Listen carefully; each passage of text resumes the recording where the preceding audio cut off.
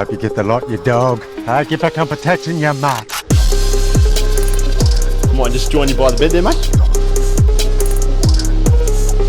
What's going on? Waiting for a mate. That way your car's all smashed up. Can't wait for some of these snags. This is going to be good at it.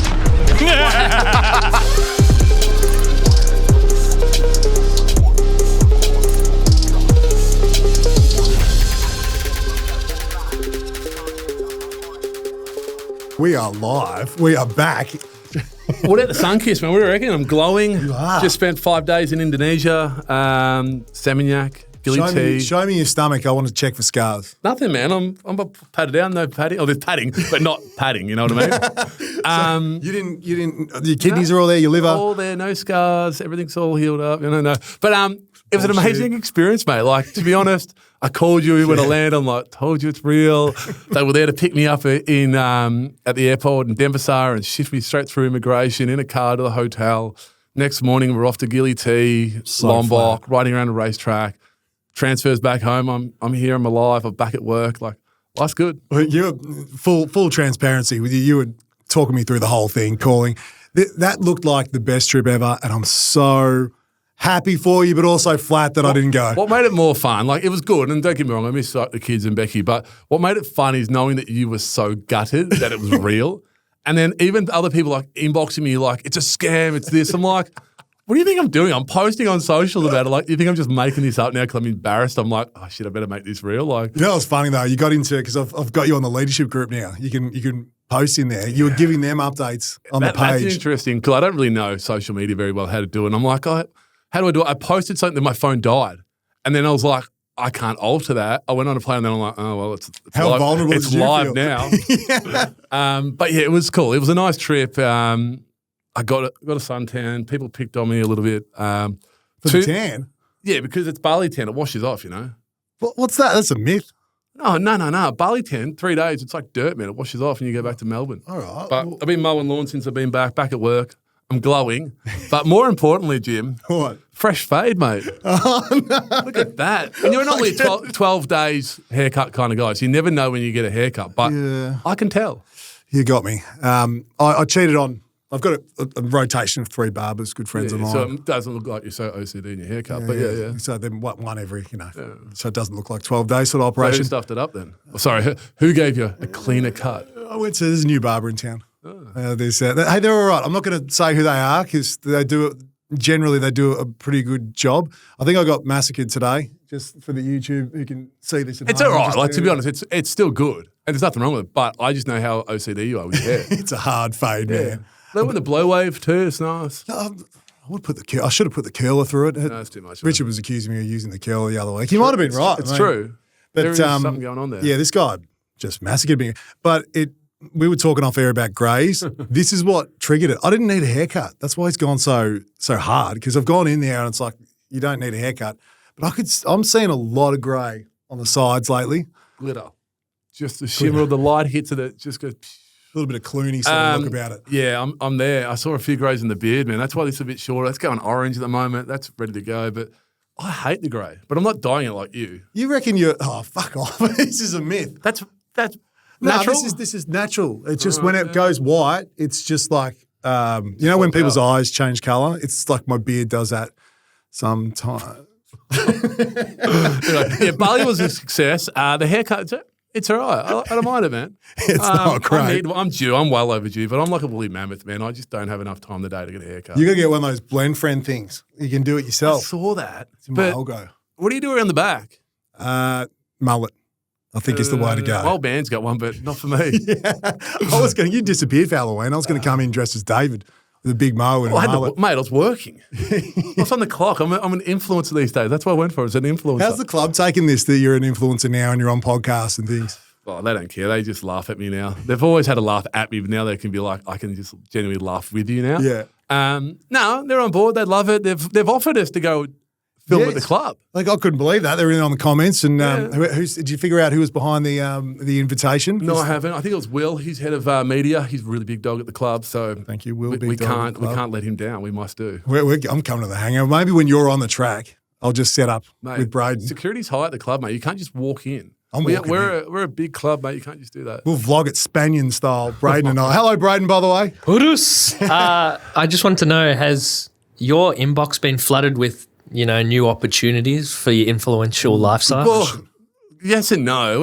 And for people that follow along on my socials, Becky picked on me last week about my hair, all right? And then sent me a photo with a bald head and with long mane. I had a couple of hits in there in that category of hey, we could help you out. I followed up a couple. We'll see where it leads to, let's be honest. I'm getting a bit thin and short on top. But yeah, man, my social media, it's filling up pretty quick. I got one for Trav come my way. I'm not going to tell you until it's all done. Great. But we're in negotiations. But it's in that department for sure, man. I didn't mind how you What do we looked reckon? bald. Is it thin, thick? It's there? Don't do that. I'm lucky I'm tall because I'm just hey guys, how are you? Trav's just pushing it forward like a little mud flap. Cutting at it, It's really just the front. I mean, it's a trip to Turkey away or maybe just a couple of hair pills and you'll be right. See what happens. All the stuff you couldn't do when your I'm career's pretty going. I'm happy the way I look, all right? I'm aging gracefully.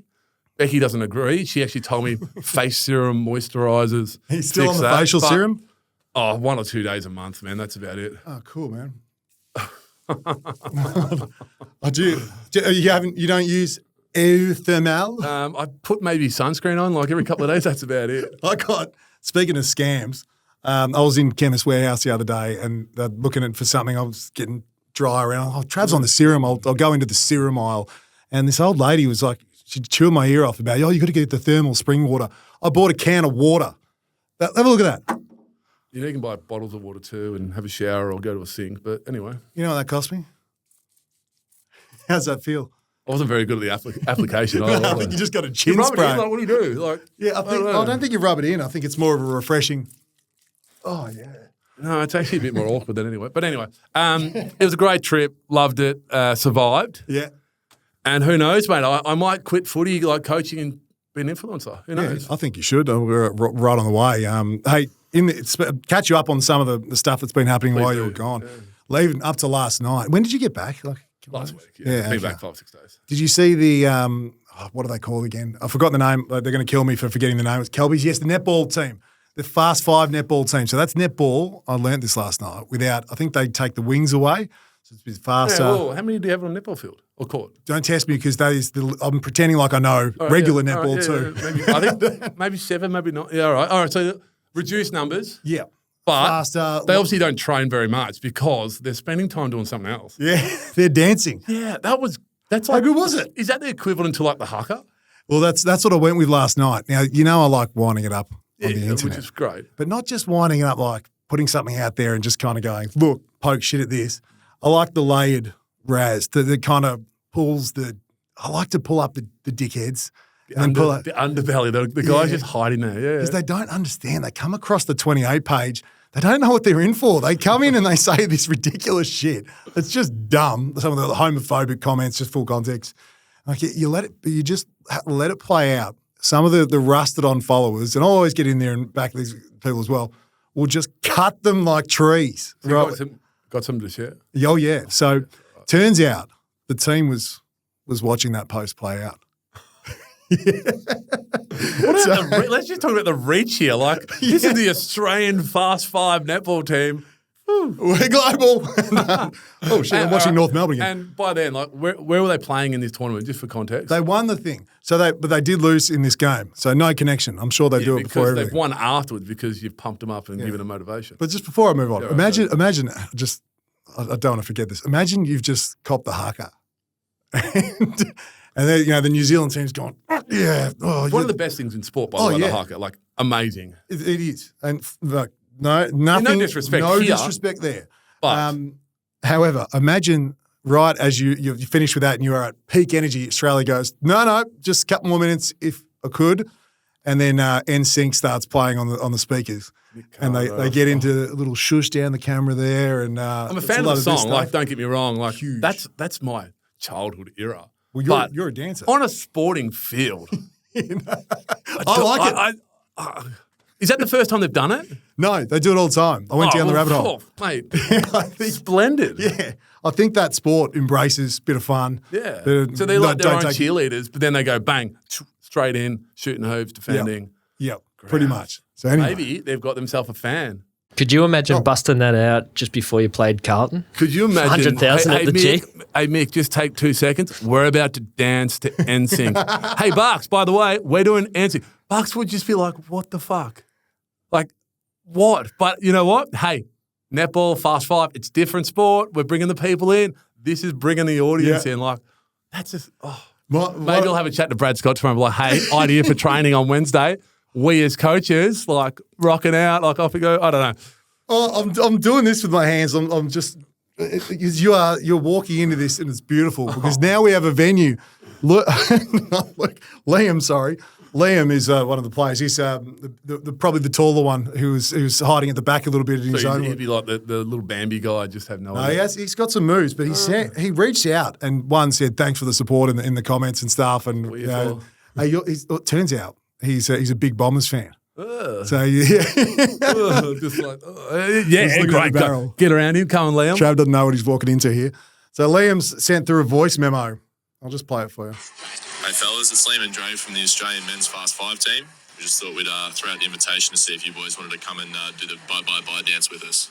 Want to see all those shoulders popping and lucking, and we want to see all of those hands waving bye. Yes! The answer is yes, imagine? yes. Bye. All right, whatever. Cool. Just another what is it? Just another player in your game for 2. I was laying in bed when I looked at it, and it got me up. I got like, this is got pretty me up good. too, I got to tell you. I was up and about.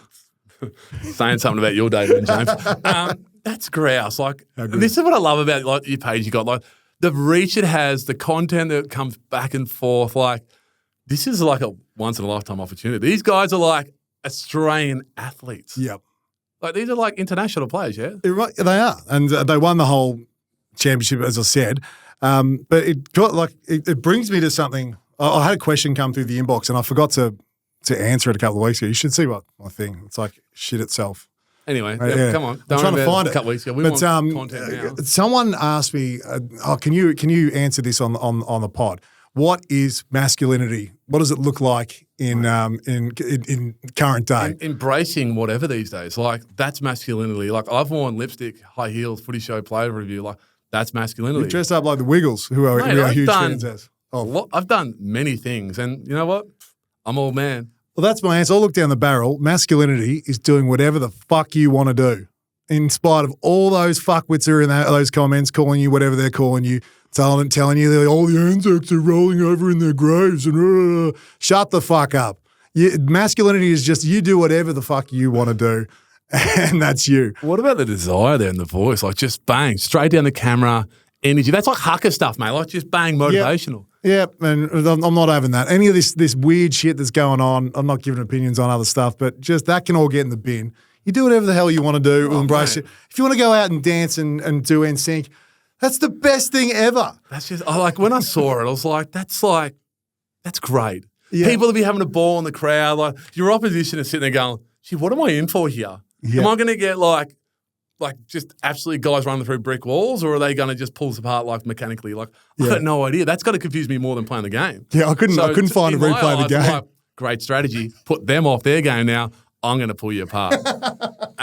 That's maybe in our coaches meeting tomorrow. Like, might bring this up and say, hey, next time we're playing Melbourne in Gather Round in Adelaide. They will not know what to do with themselves. The Bombers just come out and start doing NSYNC and little no. Yeah, that was my favourite part. Was that Dre? Who was that? Liam, tell me. The guy who just goes up to the camera and starts waving his finger, going, no. All right, I'm in. I'm in for a rehearsal at least, but somebody's got to teach me. Like, I need like dance move. But that's because you've been on Dancing with the Stars and you expect a certain standard. I got told I had 2 left feet, but if people watch my footy content, I didn't really have a left foot either because it went. But yeah, like I got a history of being a background man. I'm almost like a triple threat. Yeah. I can sing, I can dance. I don't think what's you can. My other one? You can sing? Sing, you can dance. Okay. What's the other part of the triple threat? You can play footy. Oh, play footy. Sometimes it's the simplest answers. Yeah, all right. Anyway. But yeah, all right. Yeah, when they're back in Australia from like celebrating their great tournament, we'll work that out and tee it up and Bye, bye, bye. Ba, ba, ba. He was almost going, no, we're not starting without this. It was a head Yeah, I wobble. like that. Yeah, cool. Yeah. All right, well done, Jim. Thanks, Liam. Cheers, man. Yeah. That was good stuff. AJ's, sorry, I can't go any further. You know, I'm just yeah-yeahing you then. I'm too excited. I'm dog with a bone here. AJ from Revel Saunas. Ooh. I've mentioned him a couple of times. It's part of the real revolutionary of like the 28. Like you go and have a few beers next day. I'm breathing, I'm saunering, I'm sparring. I've created like wellness. Yeah, I've actually got a text Sunday morning from a bloke who's following the page now. I think really in the last month, he goes 10 what was it off the top of my head? 10-kilometer run, weights, blah blah blah, and an ice bath and a sauna all done before 8 a.m. Mate. First time in my life. How good's that? Life Sunday morning complete. Off you go to the pub, mate. All done. He sent a funny ass photo. He's sitting in the bathtub, so he hasn't got an ice like a Revel ice bath or anything. We can hook him up. We'll give him a discount code. You know? On that, AJ, hey, by the way, we want a hashtag 28 male discount. Like, just set us up, all right?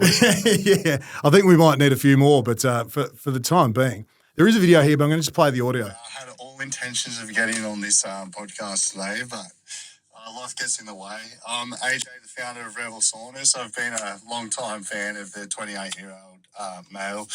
Now loving the podcast. I love the episodes where the two seasoned veterans are on the hunt to make aging a little less like brutal. So I figured it was time that I stepped in and helped their lending hand, or rather some high-temperature wood and ice therapy to help you two old war horses keep kicking strong. Now, here's the kicker. Your sauna and ice bath are officially on the way. But fair warning, if they don't get 15 minutes of fame on the show, I'm honestly going to drive down there and repo them myself. And listen, budgies in my house aren't optional. I want to see you boys and your guests in a full sweaty glory, hashing it out on hot topics in the sauna, and then quickly jumping into the ice bath for some quick fire questions and trying to keep from sprouting a second belly button. But for real, I'm stoked to get these guys out to you, and I'm looking forward to hopping on the podcast for a few episodes myself. Yes, not just one, a few. I love you blokes, and I love the banter that you have. But yeah, enjoy them. They'll be down there soon, and yeah, I look forward to catching up on the pod. Jim, AJ. Are we like aging that bad that like AJ in Queensland's like, you guys are hitting the sun too much.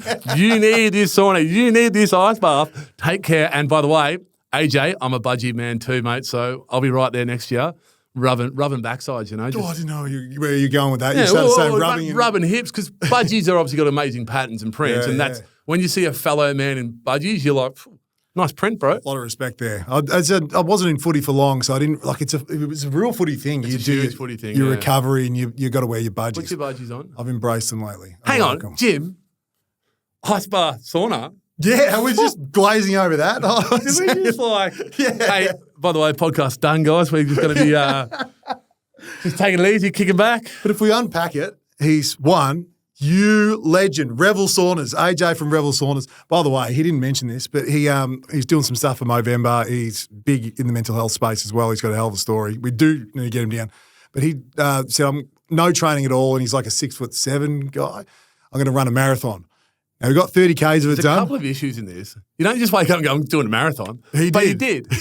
But for a good cause. Absolutely. So he just got up and vlogged a lot of it, just running around a track. And context is Queensland. It's always sunny, beautiful place to run, but just still woke up and gone, marathon today. Not half, nothing like that, just good cause. Yeah. And the other thing, is the mow going? Like, is his mow actually growing? Or I think so. I'll show you the video after this. It's starting to come through, but he rang me about midday and went, I'm buggered. Fair enough too. That's and then with the following, he's like, I'll come on for an episode or 2 or 3 or 4. Mate, come and sit here. Who cares? You know, that's your little seat now, mate. He is an absolute legend. He's got a hell of a story behind him. But he's sending down, I spoke to him before, he's sending down like a barrel sauna. Braden, have you seen these things? It's like it looks like a gigantic wine barrel with windows. It's like the Ducks Nuts model. He's like, we want you to film from the sauna. I'm up for a budgie sauna pod. Should we call it like the 4 cheese melts or something? Well, I'm a big sweater. I'll have 15 different cheeses coming off this guy, mate. Like, I am dripping with sweat. I'm sitting here under the lights of these ones here getting a bit. So I get sweaty. put me in a room like with another man, tighter than this, with some heat on. I'm getting some sweat dribbling down this body. We're doing it. I can't wait for Braden to be in there just pulling strings in budgies. You're on. I'm not a budgie, man. Yeah, but hey, mate, for this you got it. This is part of the deal. If you don't do it, he's coming down himself, repoing it, taking it back up the coast and putting it at, I don't know, Burley Pavilion or whatever he's going to do with that. Well, you got to influence me a pair of budgie smugglers. All right, we can, mate. Jim. Test your influence. Quarter life crisis budgies, 28 budgies. Like, Yes, please. all right, that's on the to-do list. Put that on. Sauna comes, we've got little dick togs to go with them from budgie. All right, TikTok. mate.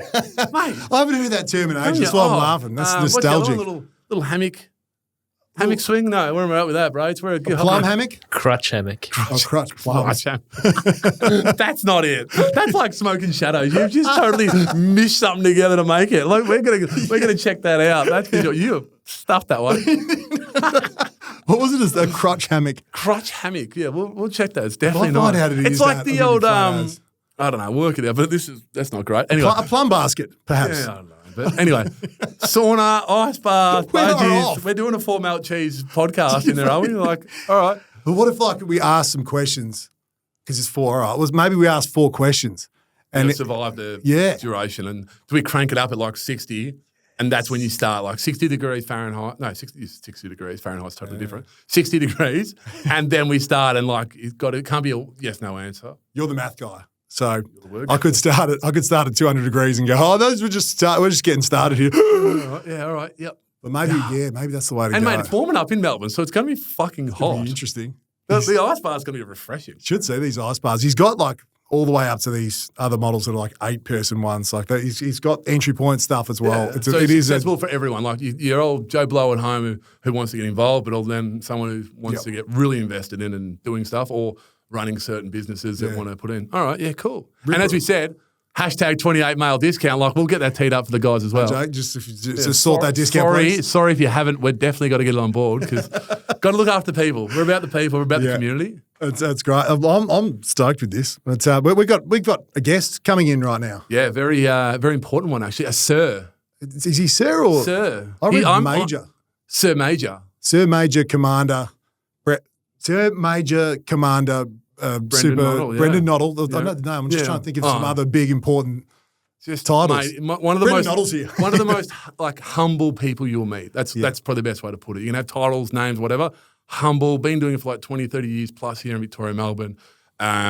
Experience through the roof in homelessness, domestic violence, you name it. He's been involved to help here in Victoria in some way. Outreach as well. His baby at the moment is the Salvos. Yep. And he's going to join us and we'll chat. It's an important time of the year coming up into Chrissy about ways we can, I know, help the community, but we'll pick his brain and see where we go. Yeah, you've got a bit of a history with him. You're going back ages, haven't you? Yeah, well, part of the Collingwood Footy Club, I've been very close. Part of Eddie Maguire's legacy at the club was working with the Salvos. Yeah. From that, the Magpie Nest, they got the cafe in the city there in Little Burke Street, but also they had the outreach van as well to get out to the people. So as a young man coming to the footy club, you're entitled. You think you're bigger than the game. And part of that was learning a bit of education about, you know what, you're not. Go out and do this and then come in tomorrow and let us know what you think. And that's something in the background, like not everyone would know that part of your career. Everyone gets you in a room and asks you about football, but I know that was something that used to light you up. Oh, it is. It's a passion. But why it doesn't get promoted, like it happens across the board. So many AFL footballers and other sporting athletes like do it. But it doesn't get promoted in the media because it's not great. We want to see the bad stories, not the good. So there are so many footballers, netballers, cricketers doing this type of stuff. But this was something I like to keep on the side. I really wanted to invest in and help out the Salvos and give back to community.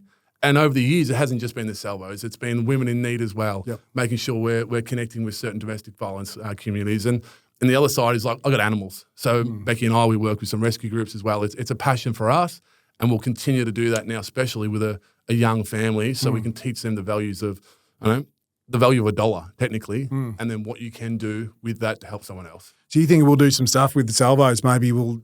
Well, I think so. It'd be a great opportunity, for us to get out there and really, share a bit of love leading up into Chrissy, but also like to share what is actually happening in Victoria.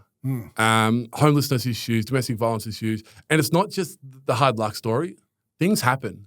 People get pushed out, and all they want is a conversation, an ear to lean on, to share a story. They don't want a house, a bed, food, all this. Sometimes it's just, a coffee and a chat.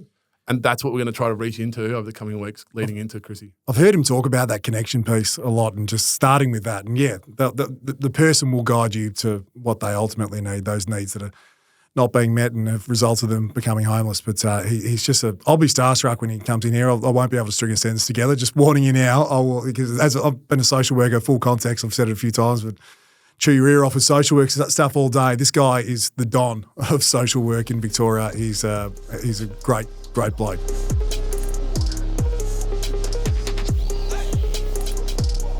We're lucky enough at the moment, Trav, to be joined by one of your old mates, and I'm honestly a little bit starstruck. I really am. Come on. As a Major Brendan Nottle, you're the commanding officer. Sir. Well, let's put it all out on the table. Yeah. Supreme Overlord, I think, has got a nice. So short, sir. Supreme Overlord of the Salvation Army. Nah, Breno's fine.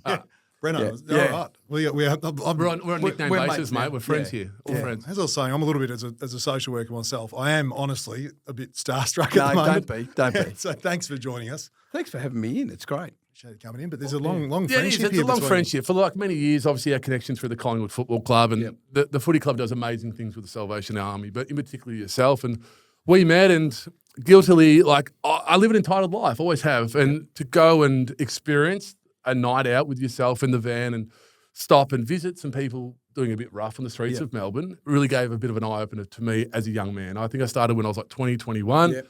And from that, it built a relationship between the two of us. And then it led to this, like, how can we give back? Obviously, James with the page, great following, great connection with community. But I was like, well, we got to do better. We got to do something. So my question is how bad is homelessness in Victoria at the moment? Like, what's happening? Well, just on our connection, I remember two things. One was you turned up one night. I still remember it, 6:25 p.m.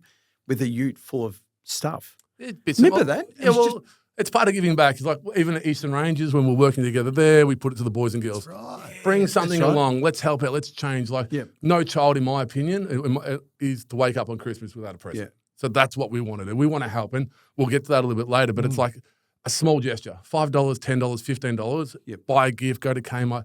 It just makes somebody else's life a little bit more enjoyable. Oh, absolutely. And I'll never forget when Mum and Dad came in with two little kids. I still remember them. I'm a grandpa now, I'm an oldie. But their two little blonde daughters came in, 4 and 6, and they'd been told no Christmas this year because things were just so tight. So cost of living pressures had just bitten really hard. So Mum and Dad had sat down and said, we can't afford to do this, we can't afford to do that, we can't afford to do presents for the kids.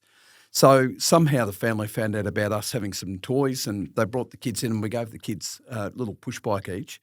And just to see these kids just light up because they'd been told no Christmas and all of a sudden they got these beautiful bikes that had been donated from somebody else, it was incredible to be part of that process and just to see that little kids don't deserve to miss out, you know, and to see them helped out was amazing. It's I guess, a touchy subject. I've got a 4-year-old and a 7-year-old, and I love to think I can give what I can. Yeah. But to hear other children the same age bracket going without and missing out on such an important day of their childhood, it's so important. And I guess for yourself, like, is there one story that does stick out most that's really made you invest more? Like, you've been working in this organisation for 20 plus years now here in Melbourne, Victoria.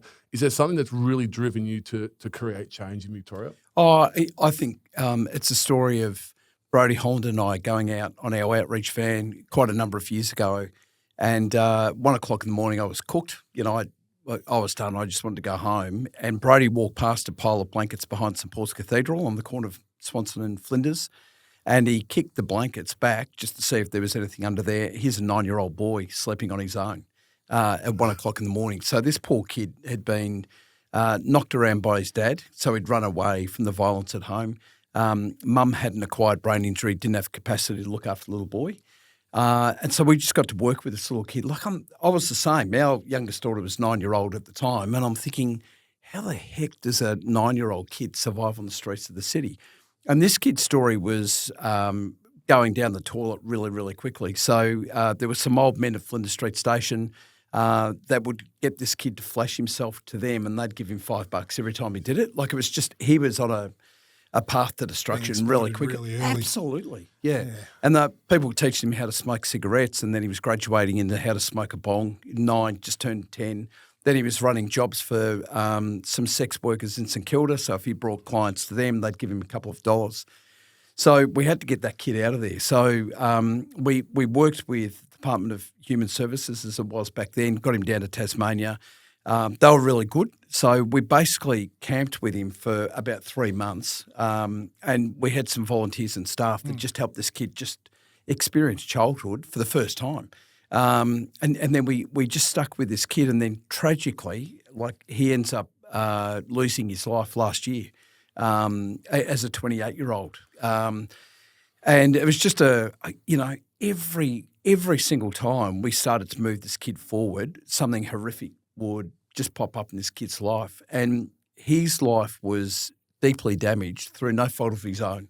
It was just he was born into the wrong family and associated with the wrong people, and stuff just went wrong at every turn. And I think every time I had an encounter with that kid, I just kept thinking to myself, I've just got to keep working my backside off for him, but for people like him, because there's people like him all through the community, and they're people that just fall through the gaps, and they're locked out. They're literally locked out of support that they not just need, but they absolutely deserve. Because when you cut to the heart of it, they're human beings, just like you and I, you know. It's so important, and you can hear it in your voice, like the care, the empathy, the passion, like it kills you. And to see and hear stories like this is a one-off story, but this is happening quite regularly in Melbourne, Victoria at the moment. Yeah, absolutely. And there's people that come to us where they're simply locked out. So, and you think to yourself, we put on a meal 3 times a day. So we see about 500 to 600 people a day come through the cafe that we run for people that are homeless or at risk of homelessness. And then we've said to our team, don't just do things for people, actually start to do life with people. So if you don't just go, it's about the meal, but you actually go, no, I'm going to sit down and have a coffee with this person and start to chat with them like a human being, then you start to address not only food insecurity, but social isolation and loneliness. And then if we start to say to services like Services Australia, NDIS, Hearing Australia, Diabetes Australia, we say to them, hey, come and just hang out, and bring coffee to the table and have a chat. Human connection. Absolutely. And then people will start to talk about what's going on for them. So if they've got issues with Centrelink, you can deal with it then and there, rather than them having to go into a Centrelink office, and they often get embarrassed because they can't read or write, and they get booted out, and then it just goes down the toilet from there. So let's bring the services to the people, and let's start to work with a group of people that literally are locked out of the support that they need and deserve.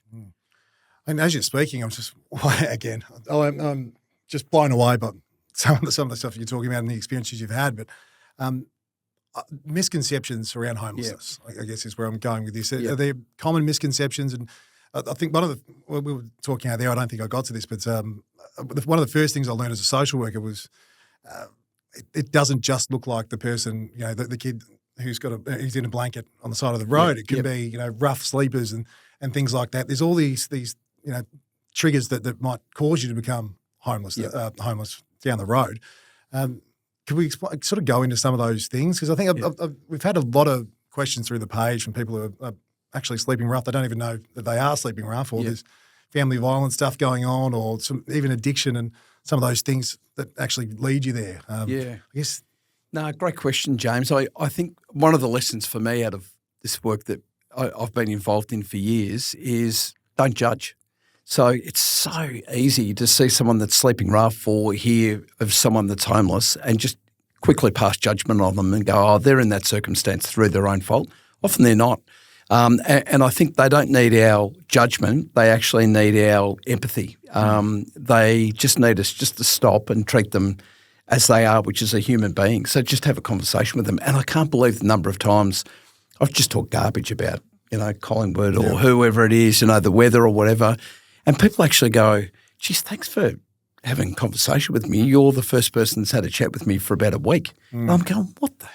I've actually got the word empathy written here and questions to ask you. I was just going down that rabbit hole earlier in the day. It's interesting your question before, James, because a couple of years ago I just got really frustrated that there were so many people sleeping rough and they couldn't get access to housing. And so I just thought, stuff this, I'm going to walk to Canberra. So I just – no training. Really? Yeah, it was dumb. It was stupid. But anyway, I just – fantastic. It's a great change.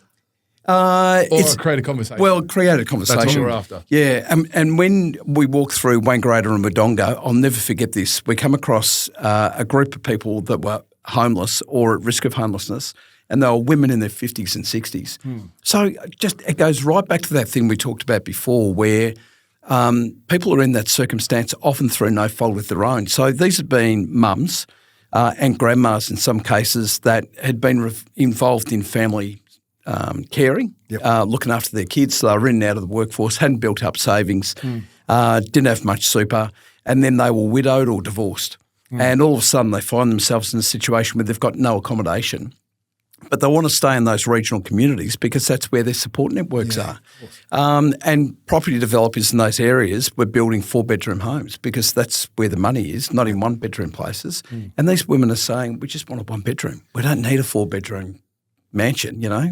We just need a place for ourselves. I was having a conversation with my father-in-law today. I mentioned that you're coming on and we were just having I've been sharing this, but I can't remember exactly the connection to this man he was talking about. He was trying to explain this story to me. It was the mental health sort of tie in there. He had undiagnosed schizophrenia, this like we're talking about, and they've reconnected him with his family, and he's living back down in Mornington Way, and everyone's looking after him. And you know, he ended up. Long story short, he ended up sort of disappearing, and he sort of confessed that he actually didn't like the structure, and it was something within him that this doesn't feel right. I want to go and be around the people I know, live on just go back to the streets again.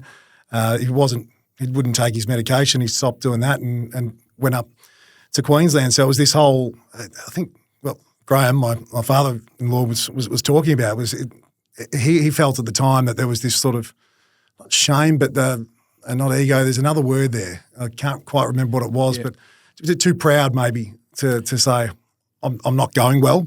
Can you help me out? There was something that was consistent in that. And is that a common thing? Yeah. I think one of the things that we try to do is when we first got involved in this work, there was a really strong focus on like a transactional model of care where someone would come in and see us. We'd hand over a bag of food, send them on their way, or we'd give them a Mikey ticket and send them on their way.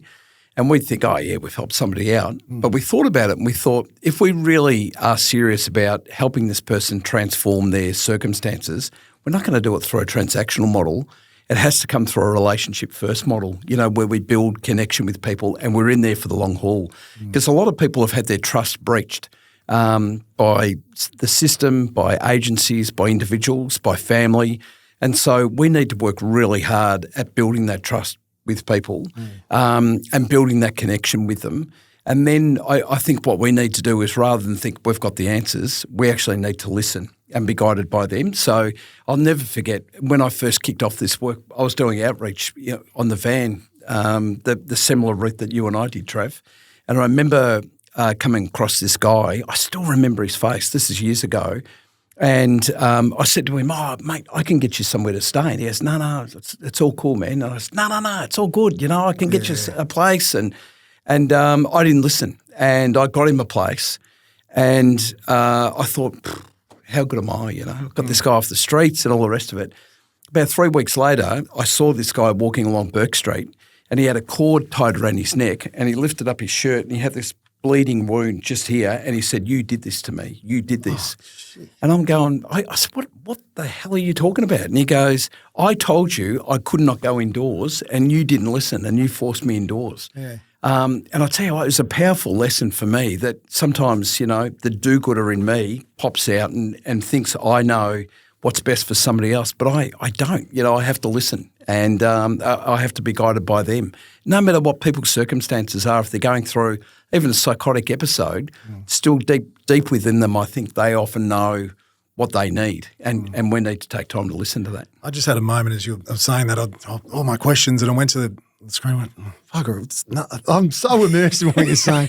What you just said. James, you're a good interviewer. Just like prepare, get all right, push it aside, move on, have a chat. But that dynamic you're saying there where, you know, you fixer, you know, you just want to fix the problem. That's, I think as I got into out-of-home care and youth homelessness stuff, that is exactly what I was doing. I was going to them thinking I've got the answers. It's everything.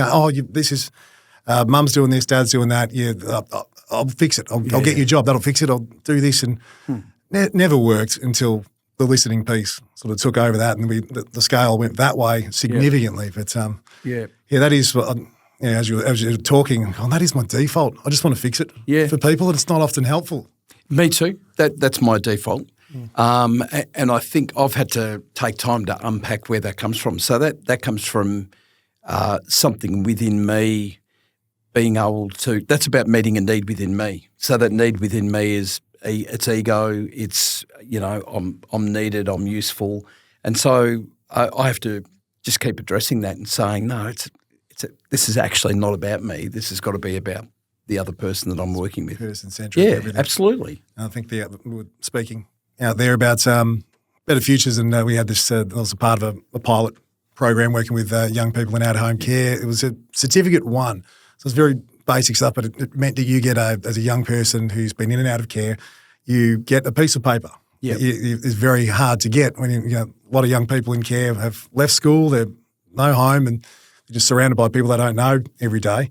But it was a certificate one in developing independence. So it put the young person at the centre of it. So the first thing we would do is identify their unique skills and talents. So maybe you went back when you were a little bit younger, you used to do the dishes with mum, and that's a skill there. That's a housing skill. That's a life skill.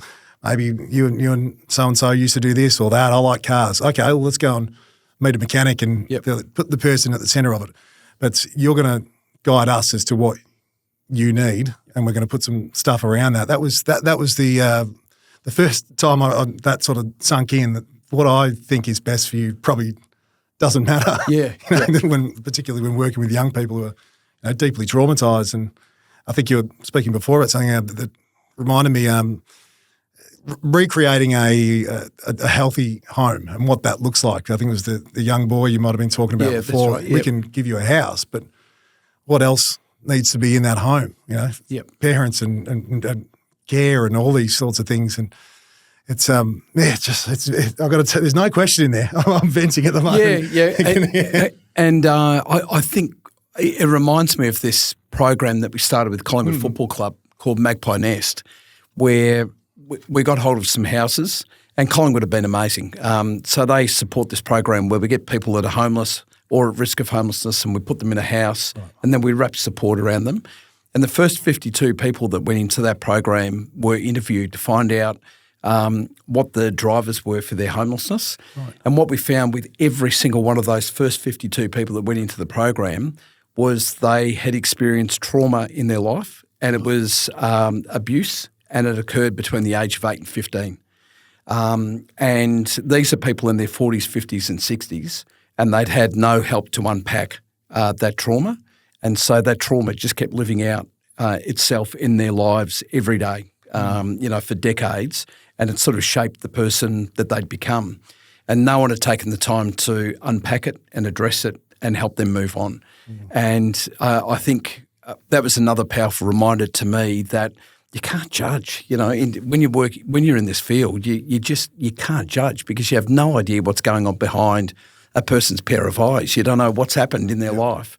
And often it's awful. And we've just got to be careful in the way we go about that. So, we talk about a therapeutic model of care, which is so vitally important because it makes sure you don't rush in and sort of think you've got all the answers and potentially mess things up and make them even worse. The therapeutic model, that was, I think, a couple of years into my first job. Right. What is this? I didn't even know what trauma. Well, I know, what trauma is. Yes, but when you unpack, I'm talking about probably going a bit too scientific here, the neuroplasticity of the brain and what that does in a young person's brain and how that can affect them long term. It's fascinating, but I could talk to you for hours. I'll tell you what, Travis. I know, that's the thing. Like, it's an issue that a lot haven't experienced, but it's such a big thing in Victoria. And I think for us now is like, what can we do to help? We're coming into Christmas, which is a really important time of the year. Obviously, a great following on James's page with the community. We've done this podcast, started it. What can we do to help out? Obviously, we're talking about being an ear to listen to, be there for people. But is there another way we can help donate, get around the children and men and women What can we do to help leading into such an important time of the year? Yeah, I reckon there's a couple of things. I think there's a book that's just come out called Homelessness is a Housing Problem by an American, Dr. James. I knew this was going to happen. Audio book that fine. Greenberg, yeah. I think it's Dr. James Greenberg. Anyway. Read the whole book for us quickly. Summarise. In one line. He said people often assume that homelessness comes out of poverty, but he said his research actually indicates that homelessness is a result of a city being prosperous. So he looked at Seattle and he looked at San Francisco. So they've got the tech industry going off its head there. So they attract people from all over the country and, in fact, all over the world who are cashed up and can buy or rent expensive properties. And what that does is it squeezes people out of the bottom end of the rental market, the housing rental market. So, and then you've got an increasing number of people that potentially have never experienced homelessness before. They're pushed into homelessness. So I think it's an attitudinal change. So just picking up on your question, Trav, I think rather than sort of seeing homelessness as being all about poverty, when our city continues to prosper, we need to understand that homelessness is probably going to increase as well. So we need to make sure that as a city, we're remaining compassionate to that group of people that are being pushed out the bottom end of the housing market. Which is super easy. Absolutely. Yeah. Preventative stuff. It's interesting. This is the sort of stuff that comes into the inbox from the followers of our page. It's probably that bracket you're talking about there who are getting squeezed out. Yep. Mortgages are getting impossible to pay and cost of living stuff. And what do I do? Where do I go? We get probably when we wrap up, we should even maybe talk about some of the services that are around, or maybe we'll put them in the links and stuff. But that's probably what comes through on that page in the inbox a lot when people reach out for a bit of help. I'm close. There's stuff going on here. Don't know really how to navigate my way out of it. And at times I don't know what to tell them or where to tell them to go or direct them. But it's very different to that. We were talking earlier about the misconceptions of poverty and homelessness. Very different to what comes to mind. Having never experienced, been involved with any volunteering. Maybe back when I was 21. The first thing I think of is, the person at Flinders Street sitting on the ground. But there's, as you say, there's so many steps that lead to that. And I think keeping that in mind is really important for people that might be listening who are sort of on the verge of homelessness, and they might be thinking to themselves, God, my life's fallen apart. Well, perhaps it hasn't. Perhaps you're just facing cost of living pressures like a whole bunch of other people right across the nation. And rather than being really ashamed and embarrassed, if you're doing it tough, reach out. That's the key message, I think. If you're doing it tough, reach out. If you know someone that's doing it tough, reach out on their behalf and try and get them some help. But if you know someone that's doing it tough, don't give up on them. Don't judge them. Just let them know that you're in this with them. And I'll tell you what, it will have a profound impact. And you might be thinking, man, I wish I could do more. Or just letting someone know that you're with them and they're not on their own is so profound and so important. I think if you're doing okay and you're able to contribute a toy or some clothing, we go through so many jocks and socks and so many tracky dacks. It's unbelievable. I don't know what people do with them, but we go through so many of them. You don't want my jocks, mate, or socks. But you know what? I will get some. I'll donate fresh. Your jocks are so big. Hammocks or something. People use them as tents. We've had some weird stories going through here on what happens with people's jocks and getting caught on fences trying to get home after big nights. No, and I don't things. want to know about it. So what I reckon, Jim, we put it to the people. Yeah. Let's organise a catch up or send it into the salvos. If you can, a small donation, financially, a gift card or present, or you know what, we'll reach out in the socials and say, hey, you know what, we're at such and such park. Come down, have a chat, drop a gift off, and then we'll bring it in and drop it off. Because as I said before, 2 young children, and I believe no children or no child should wake up on Chrissy without anything. Absolutely. The next 6-7 weeks is such a remarkable time of the year leading into Christmas. We get to celebrate, but there are people that can't afford it right now because of cost of living. But no child should miss out. This is their childhood. We want to build a succession plan that can actually increase our enjoyment. And I think by doing this and reaching out with beautiful people like yourself, I think this is something we could get our people on and really celebrate the community. I dare say there'll be a big response from our audience. They're great people, and if we can volunteer and personally, as many hours as you need. Just give me a call. the I'll other be one there. is, mate, Yeah, the cafe sensational. Yeah. in town. Tell us a little bit about the cafe in town. Well, just on the giving of gifts and food, like it's really important, really practical, for all kids to get a gift and for people to have a meal at Christmas. That's really helpful and really important. But I think it's the message behind that that's just as important, and that is that there's someone out there somewhere that actually cares about me. I'm doing it tough, but someone cares enough about me to actually go and buy a gift and drop it off at the Salvos or Brotherhood or wherever it is. And that's really, really important when, particularly coming into this time of the year when you see all the media coverage and it's all about what everybody has and, they're catching up with their kids and they're having a great time at Christmas. When you're not experiencing that, you just need a clear message that there's someone out there that cares about you. And I think just by giving a gift that sends that message. What was your question? What's happened to The cafe. the cafe? Yes, the cafe. What was the question? I lost that too. Dummy too. I was like, where do we go with that? But the cafe, obviously in town, behind Collins Street there. Yeah, it's just off Burke Street. Yep. And we see 500, 600 people a day. So they come in for breakfast, lunch and dinner. And it's about addressing food insecurity. So they get a beautiful meal. So we've got a couple of amazing chefs. They're cooking every day. And they want to make sure that when people sit down to a meal, the meal actually says to them, we want to treat you with dignity and respect. We're not just putting slops on the plate. We want a beautiful meal to scream that message out at you. Then it's about actually having volunteers and staff that sit down with people and just do life with people.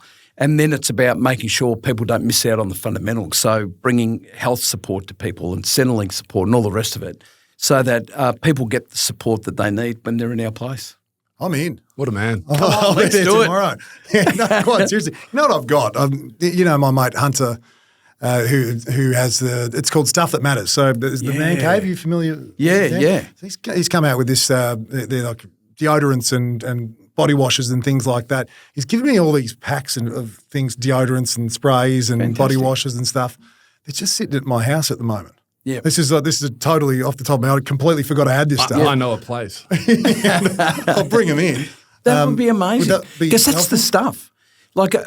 Like we go through, we've got showers, so people don't have access to showers. So they come in and have a shower at our place. Yeah.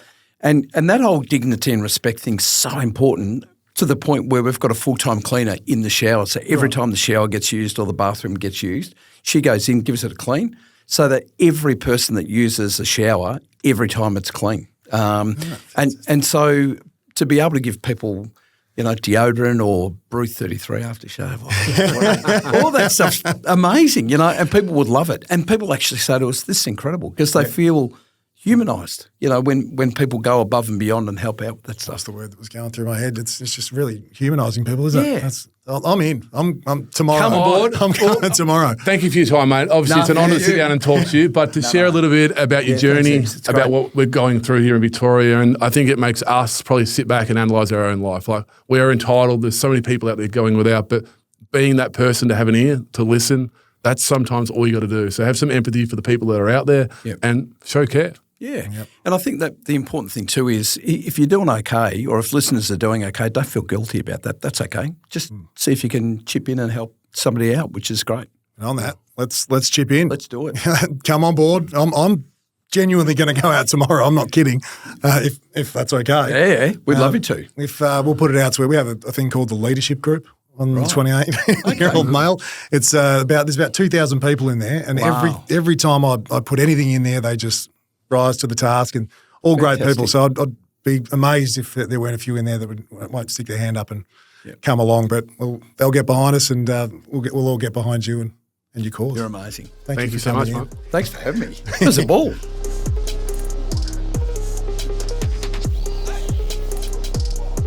What a chat. Oh, mate, Brendan Nottle. You could sit here all day and listen. Like, for the stories that he's explained to us, but experiences, like, that's a man with empathy, care, compassion, like all those type of words that you could chuck there. That's him. I told you I was going to shit myself, dude. I was so starstruck by that guy. I was just sitting there in awe of him and go, what was my question again? But even like just hearing, like, he's just passionate. Like, he's so invested to talk. And it's like he said, like, it was a little bit about fulfilling his own needs. And then he's like, well, actually this is about helping and listening, and like such a small thing, like it doesn't cost anything, just sitting down having a coffee and listening to someone. That's all they need. The humanity you talked about, like that touch, like Humanising. yeah, you forget, but it's so Homelessness. important, isn't it? He hit me for 6 with that one. It's pretty much like the old, we banter about it, the old Triple M days where they go, it's not about you, mate. Oh, that's a footyism we all use. Like, yeah, that's his way of saying it. It's actually not about you. Technically his way of life, isn't it? Yep, it's just not about you. And as soon as it becomes that, you're not thinking about the person I'm anymore. like, this is a little off topic. Like I remember through the COVID times that we had here in Victoria in lockdown, like the pay it forward. You go to a cafe, you buy a coffee, and you just pay for the next one. Like I did that a few times, and you don't know who's getting it, but it gave you that little warm feeling inside. Like, could you imagine the warmth that I guess Brendo gets on like a day-to-day basis from giving that little bit of care and compassion? Like I agree. What you're saying is he's selfish, and I disagree. Brendan Nottle is a very selfless guy. Trav just said he's selfish. That's fucking weird, man. What are you trying to say? He goes home and he just has a good sleep, and because he does so much. I'm just fucking with you. But it's refreshing, and like he's an absolute legend.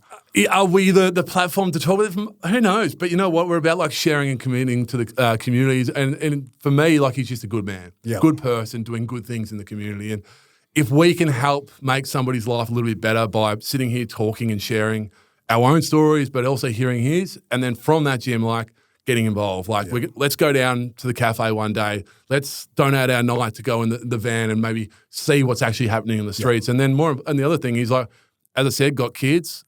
Let's get together with everyone, and I don't know, we'll share on social and work this out and more the fundamentals, but let's get some donations going. If it's a gift card, financially, a present, sanitary goods, as I said, stuff for a shower, a bath, like these type of things, small things, makes a big difference for someone's life. So this has always been something that's been big with you. I won't rant too long, but like when we were working at Eastern Ranges together, you set that up. That's still going, the Christmas drive you do there. It's a small thing. Like, let's be honest, you go to Kmart and you buy a gift for $5. Yeah.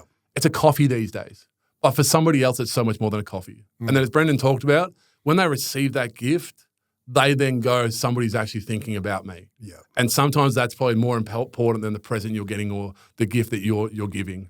It was huge on that. It's a small thing, but that, like when he said that, it resonated so much with me. I was like, so true. Yeah. It's a small thing or a small gesture, but for that person to know that somebody's actually caring or actually thinking about what is happening in their community, their environment, pretty bloody special. What a bloke.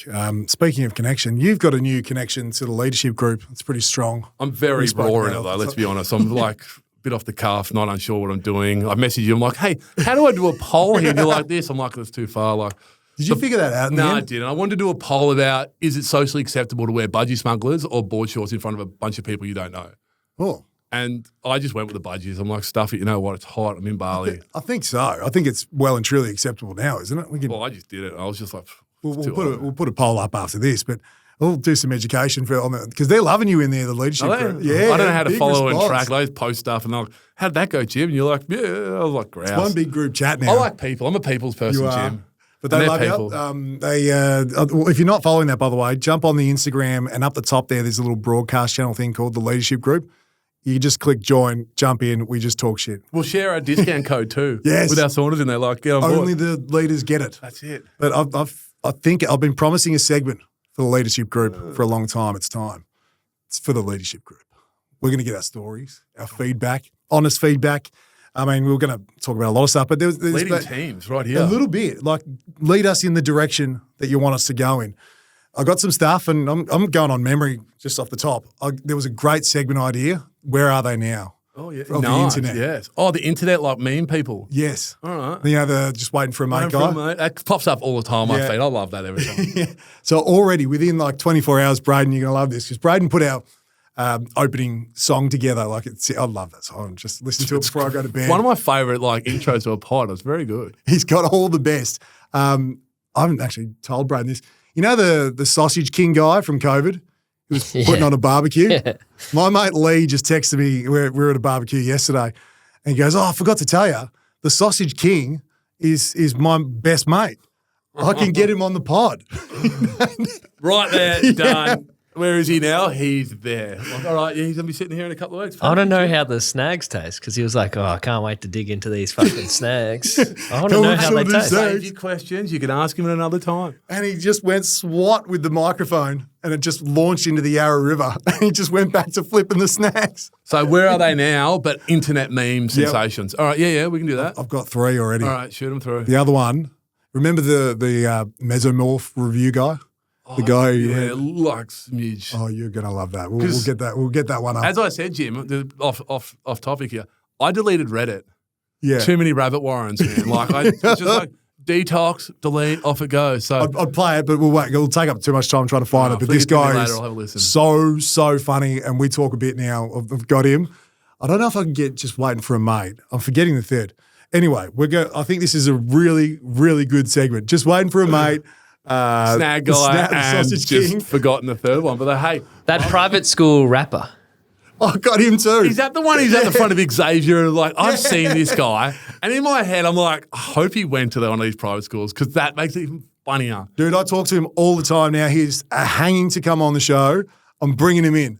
Did he get kicked out or something? Like, you know what? Not asking, waiting to come. My understanding is he was kicked out of school and just started rocking up at first he dissed the principal of Xavier in the blazer still.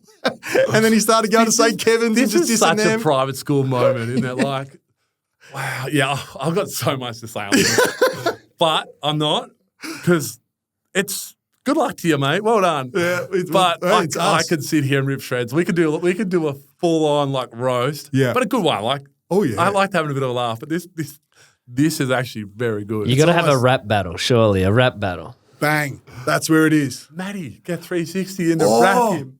That is gold. To put this on the table, so Matty Colwell, one of our great mates, he goes by the name of 360. He's a very, very, very successful rapper. He's one of our great mates. We grew up with him. We've got to get 360 in to battle him. Oh. That's why we pay the big bucks. That's why we do it. Jim. What an idea. Private school rapper. Matty, did he go to private school actually himself? No, he went to Luther and then he went to Box Hill Senior with me where all the cream of the crop end up going to cop out and play sport like we did. All right, yeah. Oh, mate, I'm so excited for this. Like, leadership group, well done. This is probably the best input I've heard in a while, so keep them coming. Can't wait for some of these snags. That's a hot start from the leaders. You got to. I'll tell you. Thanks for the interaction. That is brilliant. That suggestion. So the mesomorph guy, but I do have. There was a couple of stories that came through. I might just. Do we want to? Maybe we'll do the voice memos first. Yeah. Do you want me to kick off? We have had a couple of follow-ups with our seizure guy. Oh, have we? Yeah. Did you want to hear some of our voice memos? Yes, please. This story is not normal. We've got 2. One is from a victim. All right. Yeah. So we'll play this one first. Another one. Morning, I parked my car at work and then I turned the corner and I see this bloke look at me, like we make direct eye contact. He starts like shaking, like standing up, looked like he was like convulsing, and then he falls to the ground and I'm standing there a bit shocked what to do, looking at him. He's on the ground and there's an old lady sitting on a bench seat and she's like, help him. So I go over and I'm like hovering over him, like putting my hands on him, trying to get him to stop shaking or something, and he's like, straddle me. So I was like, what? He's like, jump on me, straddle me. And he's like shaking, like he looked like he was like a fish out of water. So then I lay on top of him, like I'm laying stomach down on his back for like ages. And then like I noticed that he's like not really shaking anymore and he keeps yelling out like, straddle me. And like he's not, like, so I'm like, fuck, it looks like he's kind of putting it on a bit. And then like I'm laying on him for like probably like a minute and a half, nearly 2 minutes. And then all of a sudden this like big Kiwi bloke comes up to me, taps me on the shoulder and like goes to pull me up. He's like, mate, he does this all the time around here. He's faking it. I was like, what? And then I get up and I'm looking at him, this guy on the ground. And then like it's so obvious that he's faking this seizure. And then he just like gets up, walks off, and I'm just like standing there looking at him and he's just like walked off. Yeah, that was it. Who's more confused? Like, seizure guy, this fella who's jumped on his back to hell. He's like, what the fuck? My favourite part, other than the fact that he kept saying, straddle me, was imagine some random big Kiwi dude just walks past and goes, hey, fella. He does that all the time, mate. He's faking it.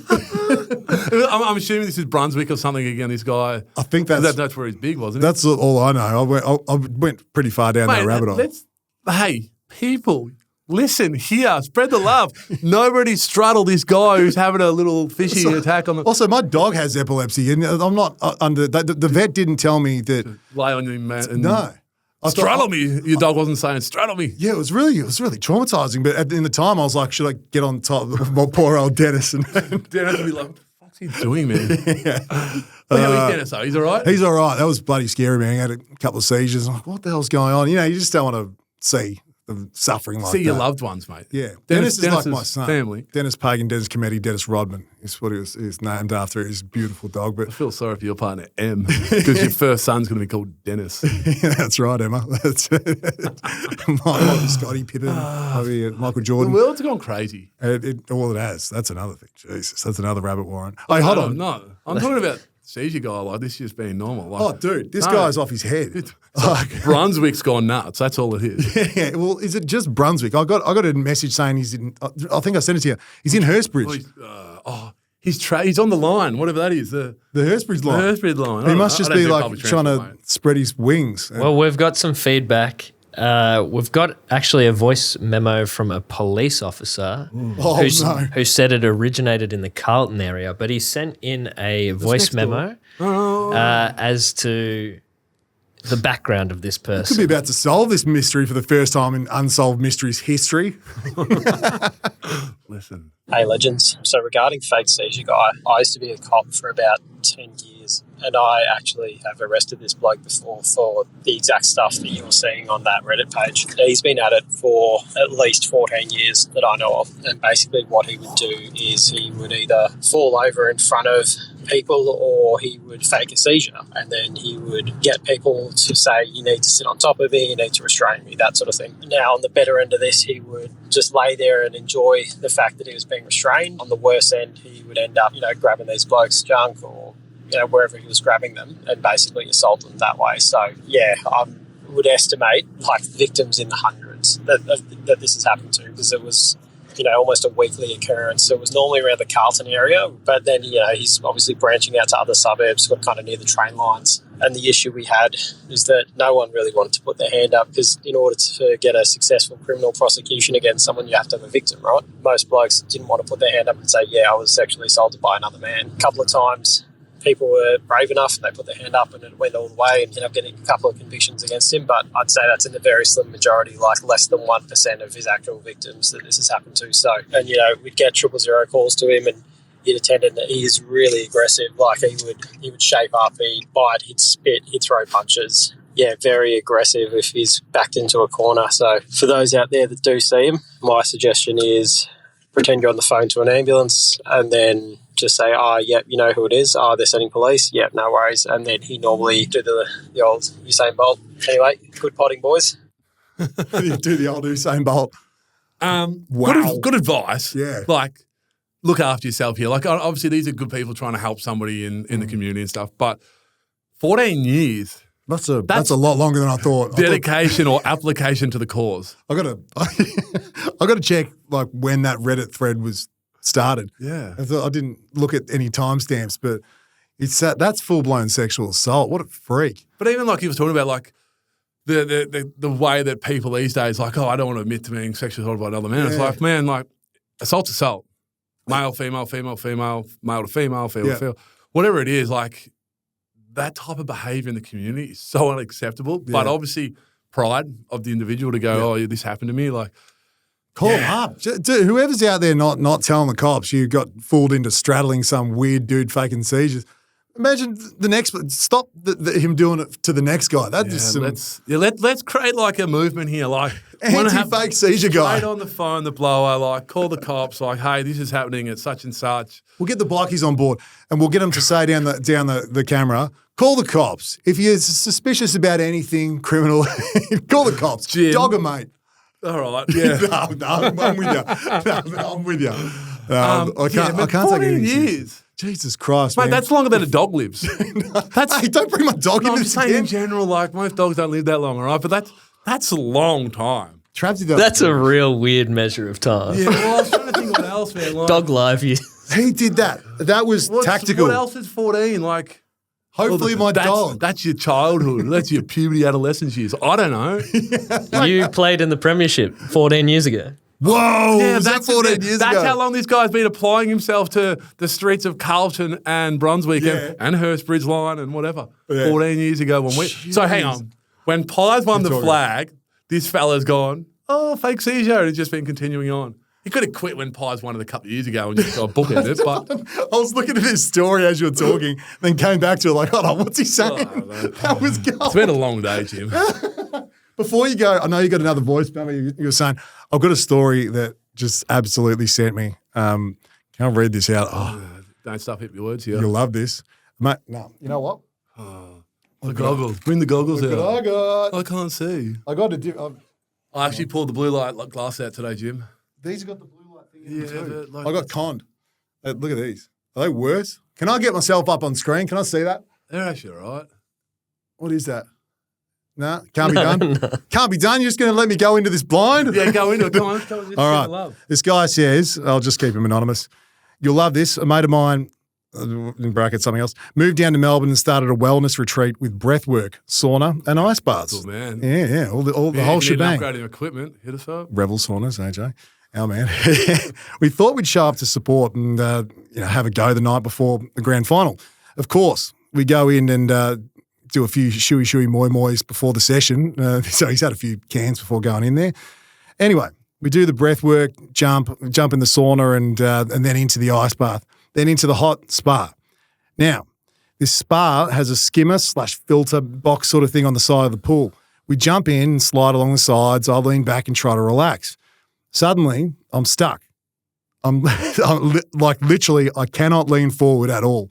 My back had made a perfect suction onto the skimmer box. Now I'm trying to not make a scene before it's supposed to be all peaceful and shit. But internally, I'm seriously panicking and hungover. He's got a back hickey. Oh, wait, I got the photos. every time I try to make a move or get away, I don't want to run and show you the photo. Where is it? I've got to get to that. Hold on.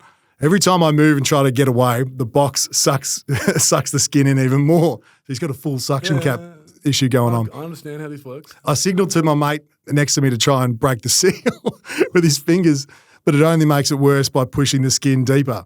About 30 seconds into this, I ask if we can turn it off, and our mate who runs the joint says he can't turn it off. So I'm like, all right, well, that's me. I made a good run. I'm fucked. That's the end of it. This is how I'm going to die in a spa filter fucking skimmer box. How much suction is there in this pool filter? Wait till you see. I'm going to hold it up for the I got camera. a pool at home. My filter does not suck me into it. This one sucks hard. Sucks hard. I won't. All right, give us a look. Give us a gaze of the photo, Jim. No, we're not there yet. The panic stations, the minute as it sets in and sucks at the skin in so much that I'm struggling to breathe. We get two blokes to jump on my... You believe in this? There's mayo on this for sure. I thought there was GST. Mate, Well, he's got pictures though. He's got pictures. All right, come to your story. Wait till you see the JPEGs. We get two blokes to try and jump on my back and I go Super Saiyan, pulling hard as I can to break the seal. I then release the back. The whole bath filled with bubbles and the other 6 random people in the spa were freaking out looking at the state of my back, which I will now show my Do you know two what it esteemed sounds colleagues. like? You know when you go to a shopping centre, you get these bubble teas and they put these lids on and you try to pull them back, can't, you got to just jab a straw in. Bubble tea is, I don't know how I haven't died on a bubble tea. I've never had it, but this sounds like that thing. Can I get that for the camera? Whoa. Check that out. That's a big filtration system. That's a hickey. Hold it out in front of you, like in front of your face. There. Yeah, Looks like and he's now got a- extend your arms. Looks like he's got a bum up his back. That is brutal. Well, whatever like recovery centre this is, they got pretty clean water, I reckon, in their like pools. He actually took the liberty of sending the filter box too, which has a sign on it that says, "Please do not sit in front of the filter box. Thank you, in a studio team." And I'll get that What one are the up. cliche of that? And what about the presentation of the sign too, the old whack it together? A few agapanthers in the Sure, he's background not there. in Bali or in, I don't know, Coda or something. It looks outdoorsy. There's a few agapanthers. So that's in the there. city. That's in. I have in no Melbourne. idea, to he be said, honest. No, he come to Melbourne from wherever he was, and In Sanctum. You're right. yeah. We're going into Sanctum. I'm going to get sucked off by the filter. Jim, Had to wait. M.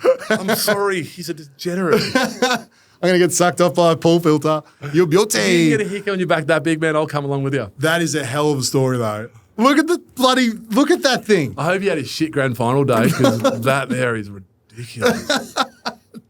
That is great. I'll see if I can top that if we go. Hey, Jim. Yeah. People did good. Oh, shit, yeah. Yeah, that was good. There's one more voice memo. One more while you've got you're talking about your hair and why Trav's hair is looking the way that it is. Oh, mate. Good timing. It's looking good, isn't it? I've come from work today. I'm a busy man. First day back. Hey, by the way, What are you doing? we're looking good, man. Essendon boys are flying. Yeah? Day one preseason, flying. Everyone is flying. I saw your man Nate Caddy at my local gym. I'm not going to say where it is because he was on like some sort of retreats, like a bit of time away from the club in the local region there, looking very sharp, very fit, very thick, strong wrists. He has an elite haircut routine like you as well, actually. Yeah, it looks a bit like this. Probably got the same barber, actually. Anyway, let's throw to it. Anyway, back into it. We've got a hair chat from a listener. Felt like I needed to come back on here, a bit of OG 28 sort of stuff.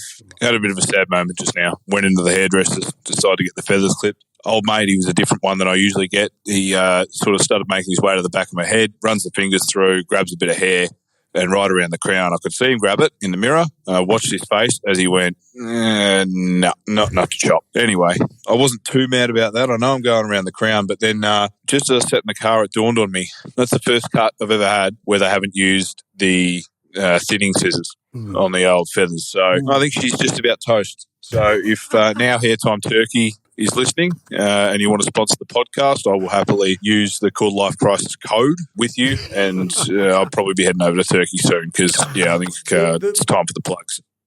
The best part is he's like, ugh, the thinning scissors is his like moment ago. It's done. Mate, it's not the thinning scissors. It's the sunburns, like forehead and everything else that goes along with it before the thinning scissors. Does it start shining through that? Whoa, mate. As a balding man.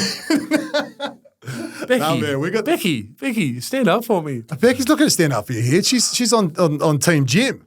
Yeah, I think she is actually. Yeah, I've got a few more good years in this head, mate. I think you do. We're playing up a bit. If we get a little bit of a incentive along the way, it'll.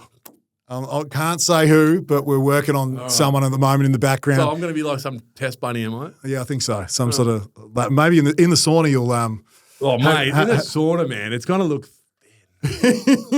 Not if we get these guys on board. Yeah, sweet. Yeah, I'll be like sitting here, be like, look at my luscious head of hair, guys. Like, I think it'll come back. I've seen. Who was the Hawthorn guy who had the wig? Brent Guerrero. Was it the goo? Did he have the wig or accused of having a wig on Triple M? Yeah, there was accused. Like maybe it was natural. I don't know. Yeah. But there's a few hairlines been like coming back over the years. Mine will go. Mine goes in a weird Fox way. footy at the moment too, just like younger guys that I reckon it's coming back. Let me guess who's on there. Rewalt? I'm not. No, he's got a great head of hair, by the way. But I'm not going any further. Just it's my personal opinion. But Harford's lost his hair, so he doesn't count. My man Harf is a very good friend. He's definitely other than it. But anyway, no, there's just some hairlines have just kind of appeared over the last couple of years again. Yeah, I need hair pills for my legs. I might reach out to them, to be honest. Yeah. But anyway, Jim, they've done well, haven't they? Thank you. The leadership group, they've just killed it. Good. They're we should leave it there. We've had that's a big return. Yeah, man, I'm exhausted. It's been a big day. But hey, always here for the people, always happy to help out. And when you're getting content like that, you get like great people in here like Brendo with the Salvos. The people actually sharing like what they want to hear and be a part of, and then we can build. I want more of that. I want those voice memos, all the stories. It's the best thing ever. We love them. Like context, when I get them, I never tell Trav or Rick. I like to just just come in here raw because I can just have a real genuine chuckle.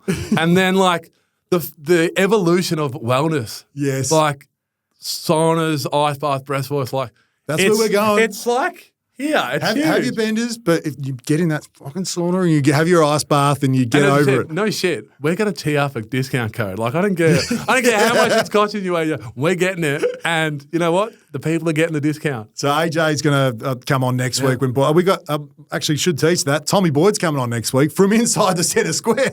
Fuck! Mate. Would you believe it? What a snag. Talking about snags all day. Like, he's a good man, big man, and like Tommy's got a lot to share. And on that, doing some work with Movember at the moment as well. Like, it's a great cause for men's health. But you know what? Both these men are doing really good things in their space and like different ways. And Tommy's doing a heap in the mental health. He's a ripper, man. He's just dedicated his whole life to mental health post footy. Like he's just stuck his hand up and been totally vulnerable. Like you've done similar thing, but he's a ripper. And turns out he lives like 20 metres from where you and I Mate, he's an grew Eastern up. Suburbs fella, played at Eastern Rangers, number 1 draft pick. Yep. The story of being over for football, number 1 draft pick, GWS expansion, comes the Dogs, premiership player, and goes, you know what? It's not for me. Yep. I got my mental health to look after my individual self, and then his partner and his child as well. Like that's a big man. He's living a good life at the moment. I'll tell you what. He's going to come in next week. We might have AJ. We might have a full round table going on here. Can we fit everyone in the room? We can. I feel like for that one, you have to sharpen both of your mustaches up. You can't be rolling with these beards. Maybe I'll only dye. Maybe I'll only shave the. Maybe I'll get rid of it soon. What do you reckon? Nah. November, mate. Just got a clean skin. Oh, you can get rid of everything else. I'm not raising. I just love to share awareness about what it is. Poll for the leaders again. Should Trav get rid of it all and start and only land where he is? Or, this will be the only answer that I will allow on the poll, does he grow it full David and grow the mullet? I've done the twisty and got it up like the old man, but the the hair's not thick enough, man, to grow a mullet. You man. could get a mullet easy. That's like dedication. I feel like it's a Bruce Dool setup coming. He's gone. On that note, I'm out of here. Fuck you both. All right. Fuck.